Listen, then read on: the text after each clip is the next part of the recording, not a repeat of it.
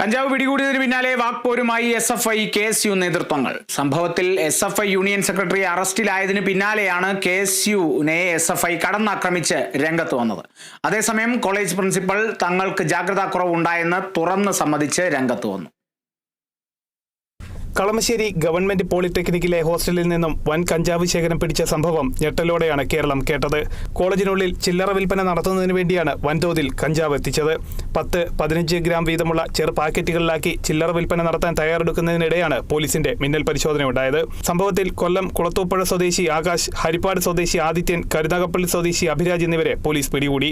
ഇതിന് പിന്നാലെ SFI union secretary അഭിരാജിനെ പോലീസും മറ്റ് ചിലരും ചേർന്ന് കേസിൽ പെടുത്തിയതാണെന്ന് ആരോപിച്ച് ആദ്യം രംഗത്ത് വന്നത് SFI ഏരിയ പ്രസിഡന്റ് ദേവരാജ് ആയിരുന്നു. അഭിരാജ് സിഗരറ്റ് പോലും ഉപയോഗിക്കുന്ന ആളല്ല. 2 കിലോയോളം കഞ്ചാവ് പിടികൂടിയത് KSU നേതാവിന്റെ മുറിയിൽ നിന്നാണെന്നും ഒളിവിൽ പോയ ആദിൽ KSUവിനായി മത്സരിച്ച വിദ്യാർത്ഥിയാണെന്നും ഇതുമായി ബന്ധപ്പെട്ട അന്വേഷണം വേണമെന്നും SFI ആവശ്യപ്പെട്ടു. അഭിരാജ് ഇന്നലെ ഈ റെയ്ഡ് നടക്കുന്ന സാഹചര്യത്തിനകത്ത് ഈ ഹോസ്റ്റലിനകത്ത് പോലും ഉണ്ടായിട്ടില്ല.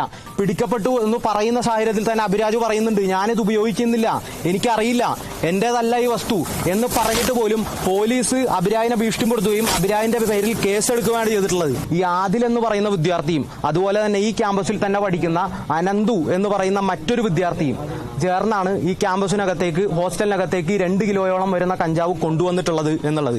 ആ മൊഴി കൊടുത്തതിന്റെ അടിസ്ഥാനത്തിലുള്ള ഈ അനന്തു എന്ന് പറയുന്ന വിദ്യാർത്ഥിയും ഈ ക്യാമ്പസിനകത്ത് സജീവമായി KSUവിന്റെ സംഘടനാ പ്രവർത്തനം നടത്തിക്കൊണ്ടിരിക്കുന്ന ആളാണ്. അവരുടെ പ്രൊഫൈലുകൾ പരിശോധിച്ചാൽ KSUവിന്റെ ഈ ക്യാമ്പസിനകത്തുള്ള പ്രൊഫൈലുകൾ പരിശോധിച്ചിട്ടുണ്ടെങ്കിൽ നമുക്കത് മനസ്സിലാക്കാൻ വേണ്ടി സാധിക്കും. എന്നാൽ ഇതിനെതിരെ കടുത്ത വിമർശനവുമായി KSU രംഗത്ത് വന്നു. കാലങ്ങളായി SFI കലാലയങ്ങളിൽ മയക്കുമരുന്ന് ഒഴുക്കുകയാണെന്നും അവർ തിരിച്ചടിച്ചു. ഹോസ്റ്റലുകളിൽ പരിശോധന നടത്തുന്ന കാര്യത്തിൽ വീഴ്ച സംഭവിച്ചത് സംബന്ധിച്ച് കോളേജ് പ്രിൻസിപ്പളും രംഗത്ത് വന്നു. ഇതുമായി ബന്ധപ്പെട്ട് ആഭ്യന്തര അന്വേഷണം നടത്തുമെന്നും പ്രിൻസിപ്പൽ അറിയിച്ചു. Kerala vision news, Kochi.